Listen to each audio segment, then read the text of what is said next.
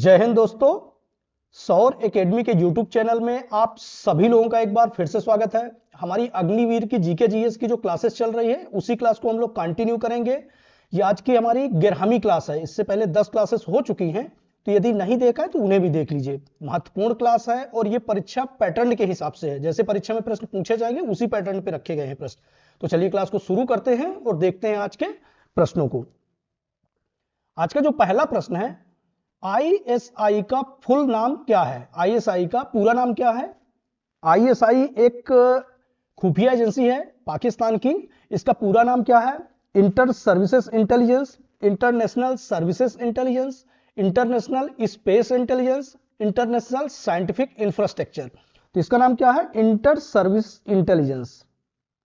Full form क्या है इसका आईएसआई का? ये खुफिया एजेंसी है पाकिस्तान की, आईएसआई इंटर सर्विसेज इंटेलिजेंस। यहां पे राइट आंसर क्या हो जाएगा? ए हो जाएगा। कुछ महत्वपूर्ण देशों के जो खुफिया एजेंसी हैं, यहां पे हम अपने देश भारत की बात करें तो हमारे भारत की कौन सी खुफिया एजेंसी है? तो रा है, research and analysis wing, IB intelligence bureau. उसके अलावा अमेरिका की एफबीआई, सीआईए है। पाकिस्तान की जो प्रश्न पूछा गया है ISI inter services intelligence. Britain की कौन सी है? तो मिलिट्री इंटेलिजेंस है ब्रिटेन की। इजराइल की मोसाद है, जापान की नाइचो है, इराक की अल मुखबरात है, चीन की मिनिस्ट्री स्टेट ऑफ सिक्योरिटी है। तो इस तरह से इनको भी याद रखिए, इनमें से भी प्रश्न पूछे जा सकते हैं। स्पेशली इंडिया का याद रखिए और अमेरिका का याद रखिए। पाकिस्तान का आईएसआई। 1924 में हुए भारतीय राष्ट्रीय कांग्रेस के अधिवेशन के अध्यक्ष कौन थे? 1924 में जो भारतीय राष्ट्रीय कांग्रेस का अधिवेशन हुआ था उसके अध्यक्ष कौन थे? चूंकि महत्वपूर्ण क्वेश्चन हो जाता है, इसमें एक ऐसे व्यक्तित्व थे जिनका आजादी की लड़ाई में प्रमुख योगदान रहा है। वो कौन थे? यहाँ पे ऑप्शन में देखें, जवाहरलाल नेहरू, महात्मा गांधी, सुभाष चंद्र बोस, एनी बेसेंट। तो कौन थे? ये महात्मा गांधी थे। महात्मा गांधी 1924 में भारतीय राष्ट्रीय कांग्रेस के अधिवेशन के अध्यक्ष रहे हैं और ये कहां पे हुआ था? बेलगाम में हुआ था। तो इसको भी याद रखिए, कहां पे हुआ था? बेलगाम में। उसके अलावा सुभाष चंद्र बोस 1939 में त्रिपुरी अधिवेशन के अध्यक्ष रहे। एनी बेसेंट की बात करें तो 1917 में ये अध्यक्ष बनी थी और किसी भी पहली महिला ऐसी थी जिन्हें राष्ट्रीय कांग्रेस के अधिवेशन की अध्यक्षता करने का मौका मिला था। तो यह प्रश्न भी पूछा जा सकता है कि भारतीय राष्ट्रीय कांग्रेस के अधिवेशन की पहली महिला अध्यक्ष कौन थी? तो एनी बेसेंट थी 1917 में। तो यह भी इंपॉर्टेंट क्वेश्चन है। नेक्स्ट देख लेते हैं, देश के सबसे लंबे समुद्री पुल का नाम क्या है? यहां पे देश के सबसे लंबे समुद्री पुल का नाम पूछा गया है। ऑप्शन में देखें तो सुदर्शन पुल, महात्मा गांधी सेतु, अटल सेतु, हरिदर्शन सेतु। तो ये कौन सा है? तो देश का जो सबसे लंबा समुद्री पुल है इसका नाम क्या है? अटल सेतु रखा गया है। जनवरी 2024 में प्रधानमंत्री मोदी जी द्वारा इसका उद्घाटन किया गया था। यह अरब सागर में बॉम्बे के पास स्थित है। यहां पे एक ऑप्शन है सुदर्शन पुल। इसका अभी हाल में ही फरवरी 2024 में इसका उद्घाटन किया गया है। ये द्वारिका में ये बनाया गया है। ये केबल आधारित सबसे लंबा पुल है। तो इसको भी याद रखिए, केबल आधारित सबसे लंबा पुल कौन सा है? तो सुदर्शन पुल है। सबसे लंबा समुद्री पुल अटल सेतु है। और महात्मा गांधी सेतु कौन सा है? तो ये स्टील आधारित सबसे लंबा पुल है और ये बिहार के पटना में स्थित है। तो इसको भी याद रखिए। इस तरह से तीनों फैक्ट इंपॉर्टेंट है, इनको याद रखिए। मानव विकास सूचकांक की जनक संस्था कौन सी है? ह्यूमन डेवलपमेंट इंडेक्स की जनक संस्था कौन सी है? तो यहां पे world bank, WTO, WB, UNDP। तो कौन सी है? ये UNDP है।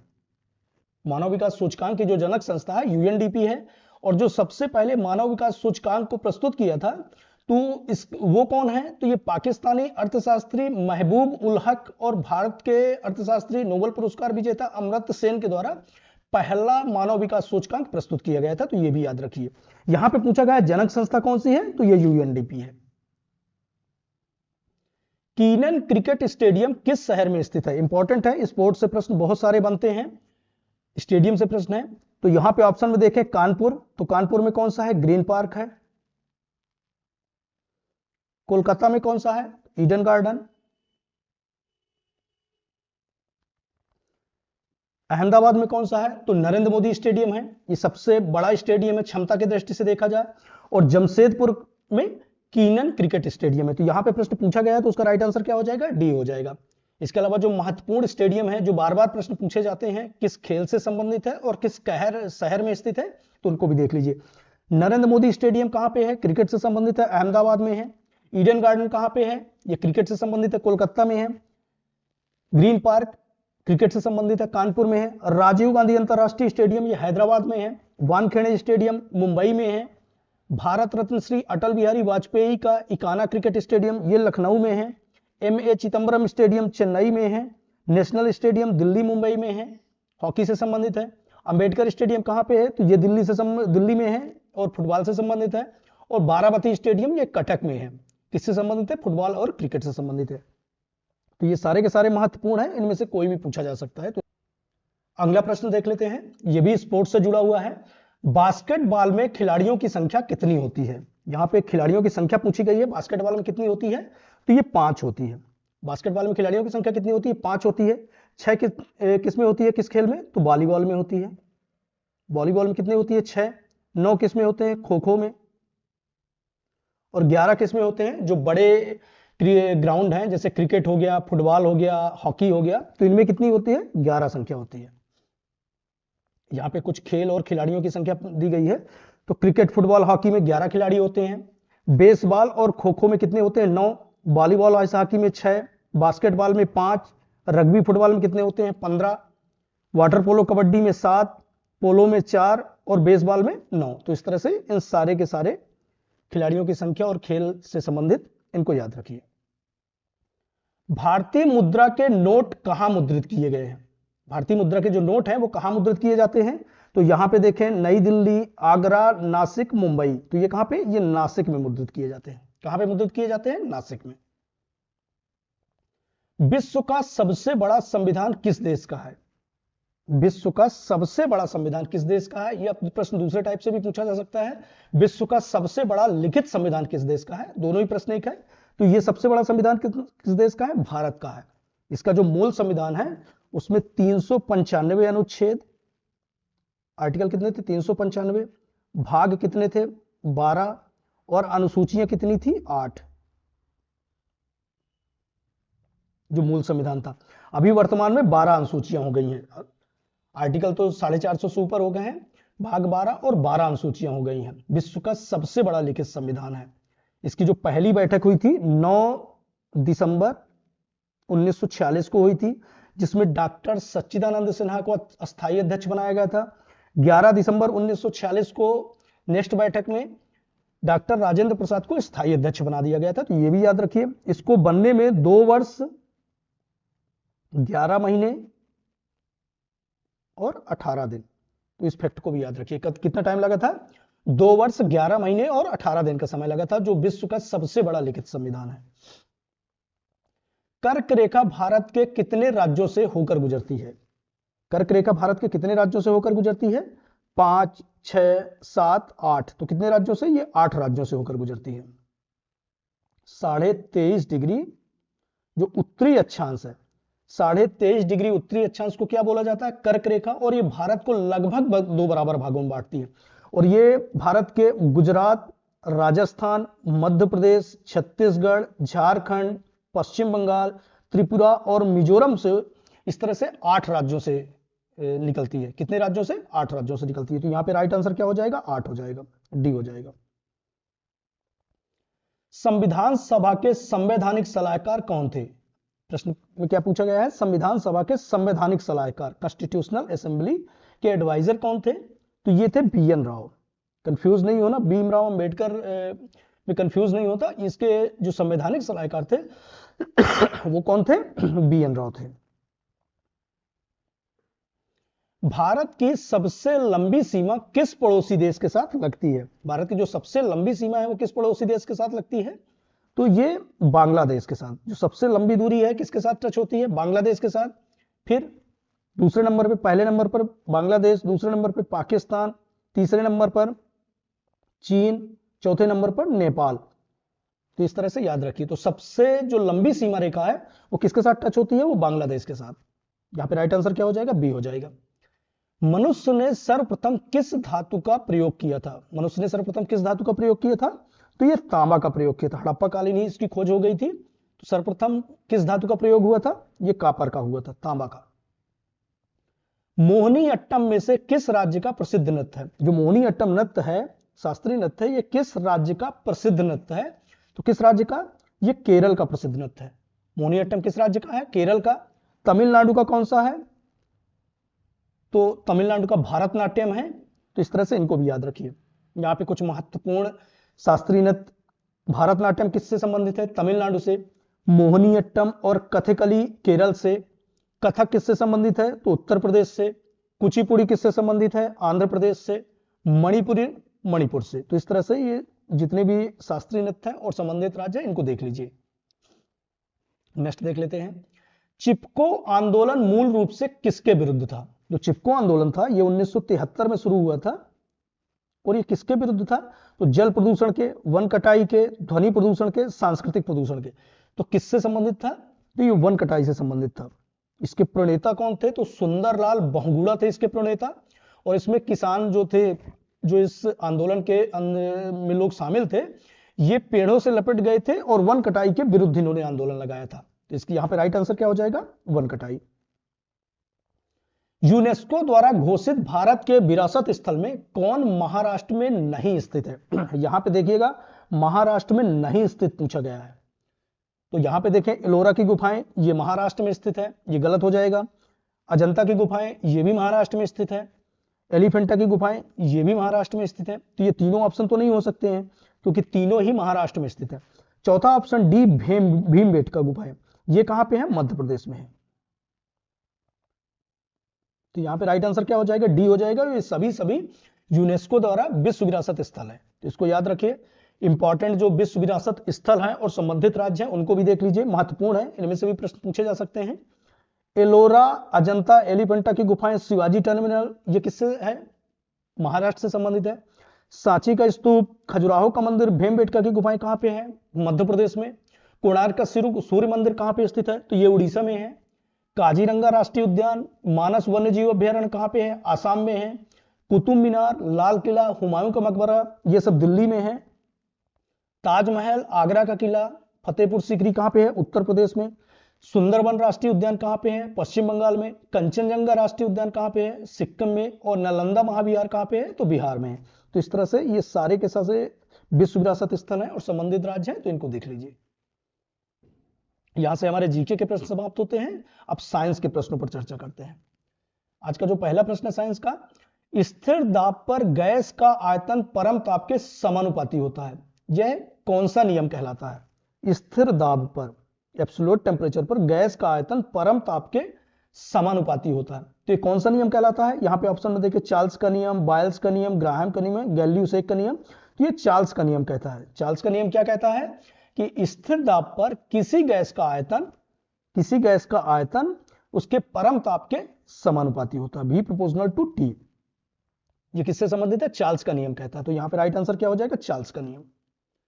मीथेन गैस उत्पादन करने वाला क्षेत्र है, इनमें से जो दिए हुए हैं इसमें से सबसे ज्यादा मीथेन गैस उत्पादन करने वाला क्षेत्र कौन सा है? गेहूं का खेत, धान का खेत, कपास का खेत, मूंगफली के खेत।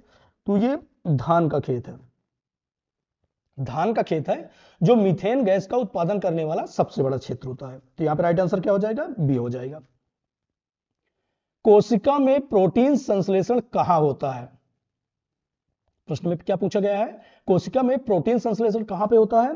तो यहां पे देखिए, राइबोसोम, माइटोकॉन्ड्रिया, सेंट्रोसोम, कोशिका भित्ति। तो ये राइबोसोम में कोशिका में प्रोटीन का संश्लेषण होता है। तो राइट आंसर क्या हो जाएगा? राइबोसोम हो जाएगा। उसके अलावा माइटोकॉन्ड्रिया को भी याद रखिए, तो ये कोशिका का पावर हाउस है। कोशिका का पावर हाउस किसे बोलते हैं? तो माइटोकॉन्ड्रिया को बोलते हैं। और कोशिका में प्रोटीन संश्लेषण कहां पे होता है? तो राइबोसोम में होता है। जो प्रश्न में पूछा गया है उसका राइट आंसर क्या हो जाएगा? ए हो जाएगा। मानव शरीर के किस अंग की हड्डी सबसे लंबी होती है? जो मानव शरीर का सबसे लंबी हड्डी कौन सी है? ये सबसे लंबी हड्डी किस अंग में होती है? तो यहां पे देखिए, बेरुदंड, जांग, रिबकेज, भुजा। तो जो सबसे लंबी हड्डी होती है वो जांग में होती है। और वो कौन सी हड्डी होती है? फीमर। फीमर हड्डी जो होती है वो सबसे लंबी हड्डी होती है और ये कहां पे पाई जाती है? जांग में। और सबसे छोटी हड्डी कौन सी होती है? तो स्टेपीज। ये भी याद रखिए, स्टेपीज सबसे छोटी हड्डी होती है और ये कहां पे पाई जाती है? कान में पाई जाती है। यहां पे पूछा गया है क्या है? मानव शरीर के सबसे लंबी हड्डी, तो ये जांग में पाई जाती है। कौन सी है? फीमर। ये भी पूछा जा सकता है, फीमर।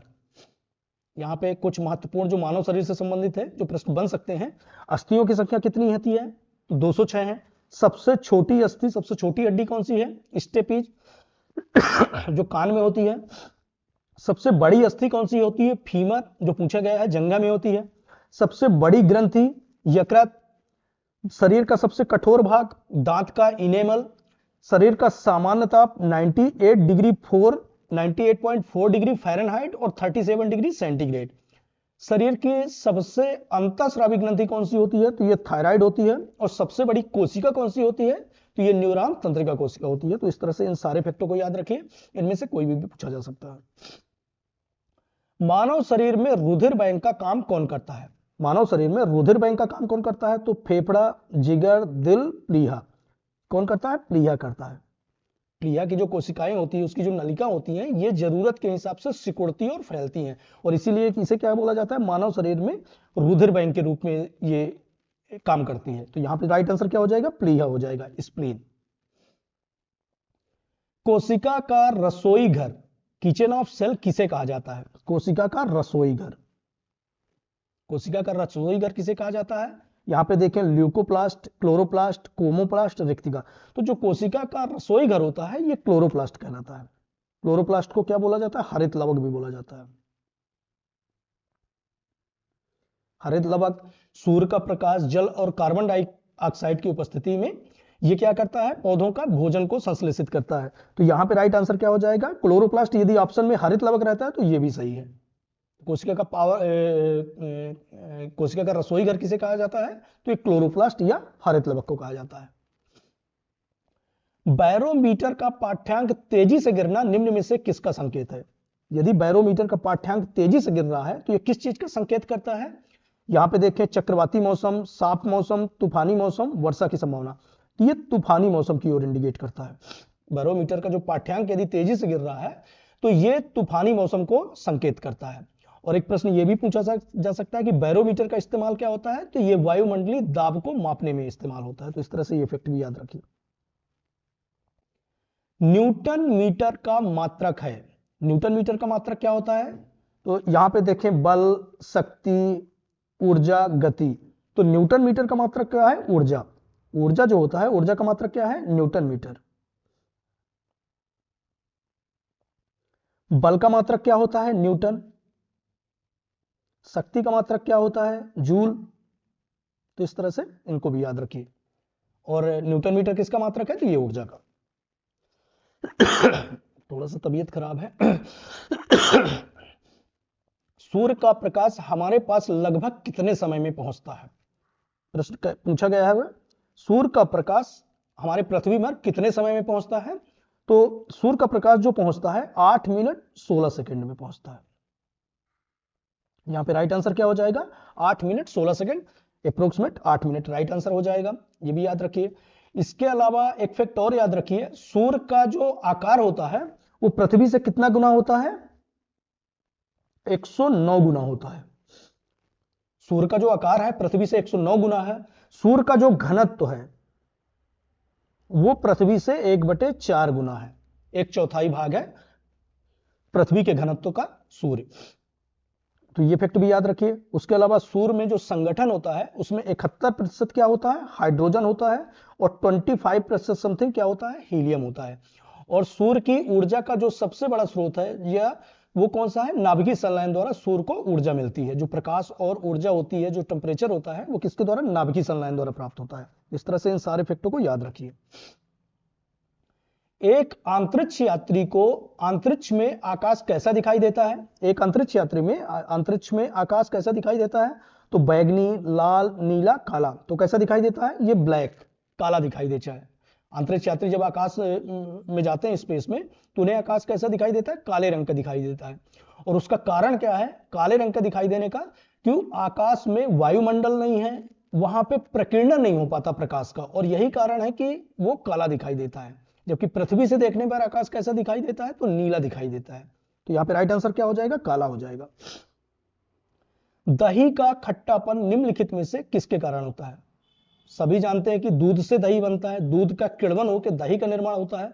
तो दूध में जो लैक्टोस होता है ये जब किण्वन करके लैक्टिक अम्ल बनाता है, कौन सा अम्ल बनाता है? लैक्टिक अम्ल बनाता है, लैक्टिक एसिड, और यही दही के खट्टेपन का कारण होता है। तो यहां पे राइट आंसर क्या हो जाएगा? Lactic acid. दूध से दही, लैक्टोज जो होता है, ये किण्वन करके क्या बनाता है? लैक्टिक एसिड बनाता है, और यही दही के खट्टेपन का कारण होता है। तो यहां राइट आंसर क्या हो जाएगा? बी हो जाएगा। निम्नलिखित में से कौन हरित गैस है? यहां पे जो ऑप्शन दिए गए हैं उसमें से कौन सी ग्रीन हाउस गैसें हैं? Carbon dioxide green house gas है, मीथेन ग्रीन हाउस गैस है, nitrous oxide green house gas है। तो यहां पे राइट आंसर क्या हो जाएगा? उपरोक्त सभी। ये वायुमंडलीय जो टेम्परेचर होता है उसके लिए उत्तरदायी होता है। कार्बन डाइऑक्साइड और मीथेन, नाइट्रस ऑक्साइड, ये तीनों के तीनों कौन सी गैस है? ग्रीन हाउस गैस है। तो यहां पे राइट आंसर क्या हो जाएगा? उपरोक्त सभी। पुष्पों के अध्ययन क्या कहलाता है? जो पुष्पों का अध्ययन है वो क्या कहलाता है साइंस में? तो ये एंथ्रोलॉजी कहलाता है। पुष्पों का अध्ययन क्या कहलाता है? एंथ्रोलॉजी कहलाता है। इससे भी प्रश्न पूछे जाते हैं अध्ययन से, विभिन्न शाखाओं और उनके अध्ययन से। यहाँ पे कुछ प्रमुख शाखाएं हैं और उनके अध्ययन को देख लेते हैं। पुष्पों का अध्ययन क्या कहलाता है? एंथ्रोलॉजी कहलाता है। घासों का अध्ययन क्या कहलाता है? एगोस्ट्रोलॉजी कहलाता है। मधुमक्खी पालन का अध्ययन इंपॉर्टेंट है, एपीकल्चर कहलाता है। बागवानी का अध्ययन हार्टिकल्चर कहलाता है। रेशम कीट का अध्ययन क्या कहलाता है? तो ये सेरीकल्चर कहलाता है। मत्स्य पालन का अध्ययन क्या कहलाता है? पीसी कल्चर कहलाता है। फलों का अध्ययन क्या कहलाता है? पोमोलॉजी कहलाता है। पक्षियों का अध्ययन क्या कहलाता है? अनर्थोलॉजी कहलाता है। और छिपकली का अध्ययन जो कहलाता है ये सोरोलॉजी कहलाता है। तो इस तरह से ये सारे के सारे तथ्य इंपॉर्टेंट है, इनको देख लीजिए, इसमें से कोई भी पूछा जा सकता है, इंपॉर्टेंट है।